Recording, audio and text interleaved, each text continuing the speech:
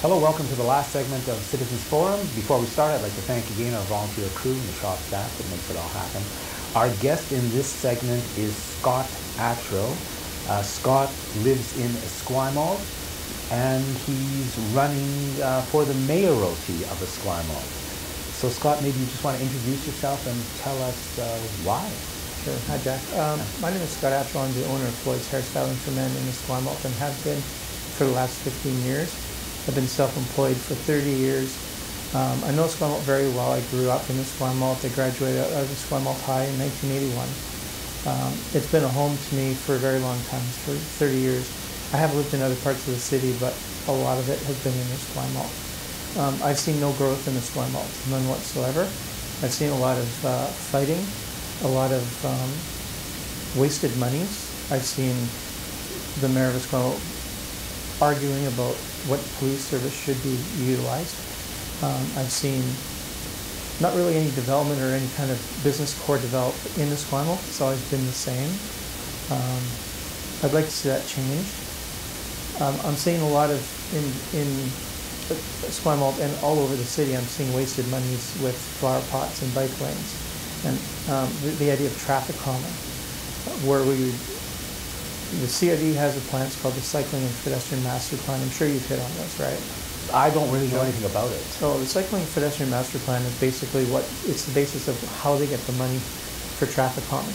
So the green tax that you have on the pumps is collected at the pumps and held by the federal government. The municipalities then put in for a grant. And the grant has to have three things. They have to reduce lanes of traffic, they have to increase green spaces, and they have to increase bike lanes. That's why you're seeing this continuation of all these different things going on all over the city, but they all look the same. The key is, it's like social engineering. It's trying to get people out of their cars and into bikes. It's fine, but you can't put them on the roads.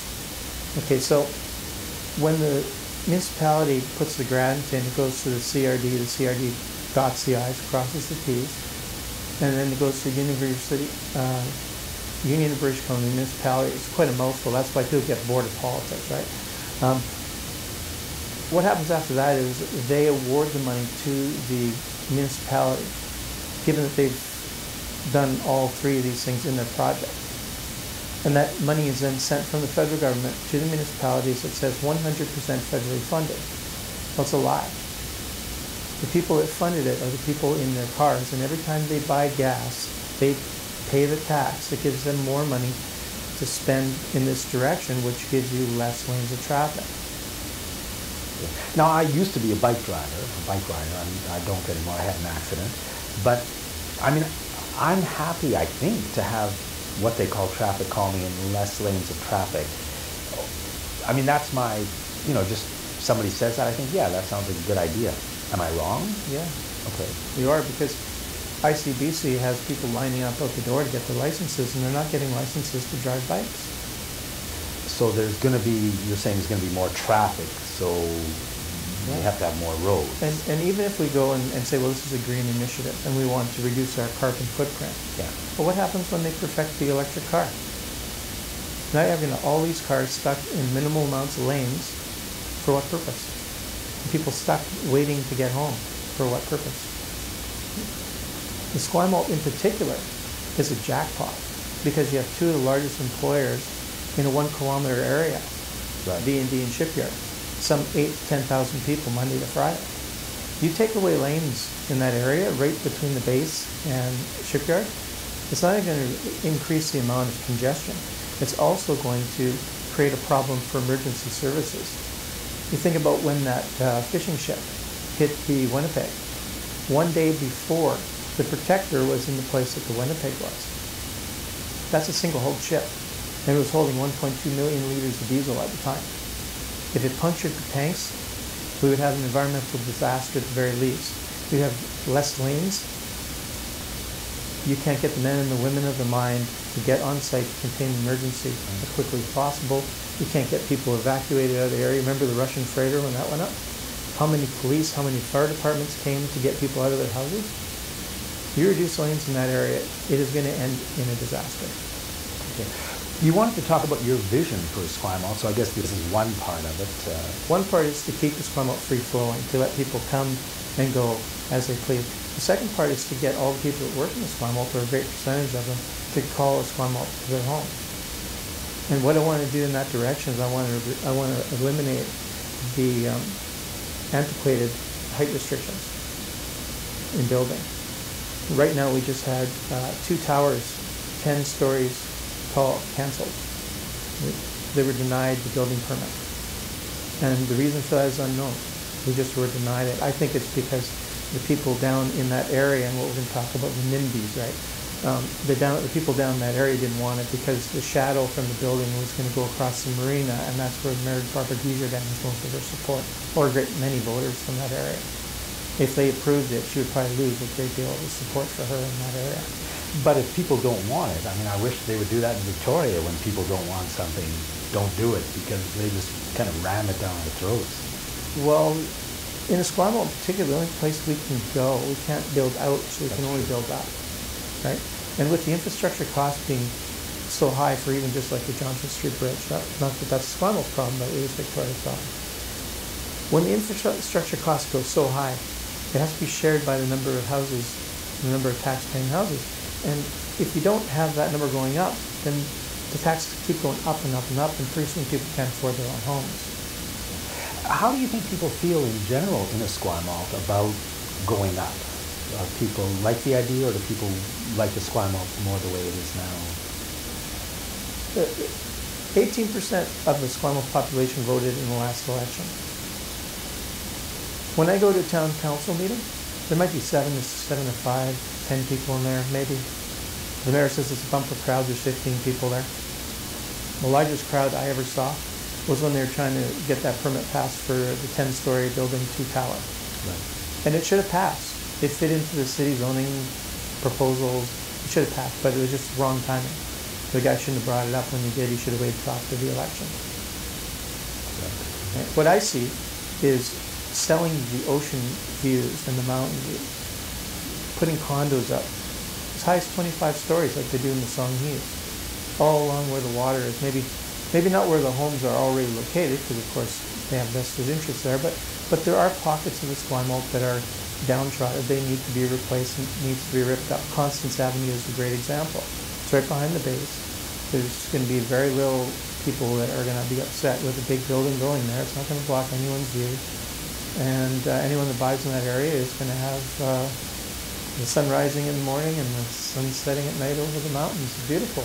That's true, you know. It's, I mean, how do we put additional housing into our towns and cities without hopefully disturbing other people too much? I mean, and maybe there are ways to do it. I mean, there are places where I guess it can be built with, I don't know that part of Esquimalt, but, you know, if people want it, I'm for it.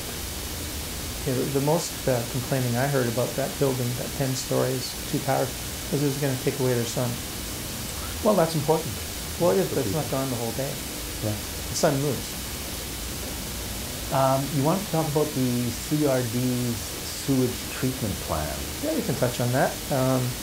9 years ago, a good friend of mine and colleague, Keith Martin, said this is a boondoggle. And he was the Member of Parliament. Yeah, I was an old reformer. I was the guy banging on the doors. We didn't have social media then. I got so many doors slammed on me, I can't even count. But the septic treatment plant and the CRD, Keith Martin said it 9 years ago, this is not necessary. The ocean takes care of it fine. The University of Victoria and the University of Washington both stated categorically that we're not doing any damage to the ocean. These are the intellects. And the people that are elected into the CRD have refused to listen to them. I don't know why. Well, my own feeling is it's a lot of money going from public hands into private hands. Sure. I guess that's why. Well, Stantec. That's one word answer. I don't know. I mean, I'm very, very, very disappointed in the politicians of this region who have been involved in that, just because they won't even listen when people say, no, we don't want it. They say, well, we're going to make you want it. Well, when the intellectuals say, no, you don't need it, Yeah. If the federal government says you have to do it, Yes. and then the provincial government backs it up and says we're going to give you some money too, and then all of a sudden these people that we don't know start lining up at the doors looking for that money. Now Barbara Deezer then started out first saying what I'm saying. Rely on science. If science says it's not required, don't do it. Now she wants to make her own septic treatment plant underground next to City Hall under a 12-story building. Wrong plan, wrong idea. You don't put a septic treatment plant downtown. You got restaurants, you got all kinds of businesses in that area. There's even a residential area behind where she wants to put it. There's a great big huge daycare off to the other side that has about 150 children. You have an earthquake and that thing ruptures. So you stand by the idea that we may very well not have to do anything at all. We should not do anything. And I mean, that would be my first choice too, because that seems to be what the science is saying. The day that science changes and says we are doing irreparable damage to the ocean, Right. then my opinion will change. When we push things into the ocean, whether it's our waste, the only thing we have to make sure is we don't throw pharmaceuticals, paints, oils Yes. into the ocean. Yes. And that's collection at source. Right? You wanted to talk about building permits and how that yes. takes place. You know, the Legion, I've been following this for a long time. I've had my business in Esquimalt for 15 years, and I've been watching this Legion struggle to get a building permit. And the Legion wants to build a fairly tall The first design residential building. was over the limit that Esquimalt allowed. That was part of the problem. But it's been 11 years. Since the first application. 11 years, and Mayor Barbara Deezer then was as a councillor or as a mayor for 9 of those 11 years. You think a building permit should take 11 years? Imagine the building costs, how they went up in 11 years. So why, I mean, I'm sure other buildings have been built in Esquimalt during that time. Is it that particular thing is? There have been some built, but not many. So you'd just like to see more construction, residential construction in Esquimalt? I'm more in the lines of what Stu did out in Langford, is make the process efficient, but quick.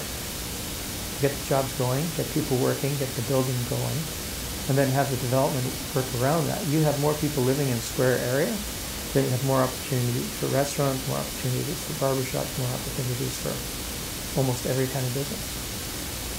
Right now, the Esquimalt core is just eroding. Sorry, right now? The Esquimalt core is just eroding. You go down there, it looks like the ghetto.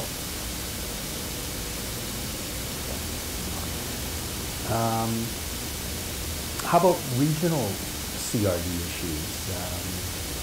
You mentioned the cycling and pedestrian master plan, but you wanted to talk a bit about Admirals Road. Yeah, well, Admirals Road, we have a cycling road going behind the C&N trail. It goes behind the building where I work. Okay. It's 10 feet wide. It goes from the Esquimalt Road where the railway tracks are, down past my building and ends at the Songhees Nation. Because CRD, in their infinite wisdom, didn't talk with the Songhees Nation about this bike path. So it goes literally 10 feet wide, beautifully paved, all the way down, and it stops and it's gravel. And then it picks up on the other side in View Royal. They don't have the permission of the Songhees to go through their land. They didn't get it before they built these two parts of the trail. The CRD keeps making mistakes, like it was a $17 million purchase in View Road. Are you kidding me? That's just subject to the approval of this area being utilized for this purpose. Mayor Barbara Deezer then should have been yelling it out loud. She should have been screaming no. She could go into the newspapers and say, this is what they're going to do. They're going to buy that property up. I met some people that were actually working in the building at the time when the CRD members came in, and the owner played them like a fiddle.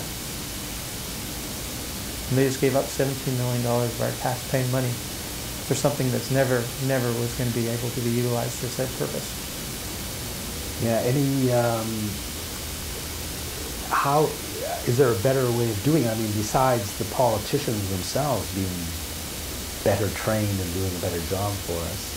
Well, are they better trained or are they corrupt? That's the question. I mean, if there's corruption involved, which in the case of the septic treatment plant, I believe there is, if you're not listening to science and science is screaming out loud, don't do it. It's not necessary. And somebody says, still, we need to do it. And there's a pile of money at the end of the rainbow. I bet you that there's some influence. I'm not saying any names on the CRD. I'm just saying that when it comes to being pushed more and more, it becomes more and more obvious that something's on. Yeah, something is definitely wrong. Scott, we've only got 1 minute left. Scott Attrill running for the mayoralty in Esquimalt. Is there any other issue you'd like to touch on, the police or just Esquimalt in general? I think the Esquimalt people need to be engaged. I think the town council meetings should be taped. I think there should be less in-camera meetings. I think the people should go to their meetings. It's always held at 7 o'clock, and sometimes we're just too busy with our lives to go. So we should be able to see what's going on a website. It should be recorded, and Could even be live streamed. well, sure, it could, if they have the time. But if it's recorded, then they can play it back whenever they want.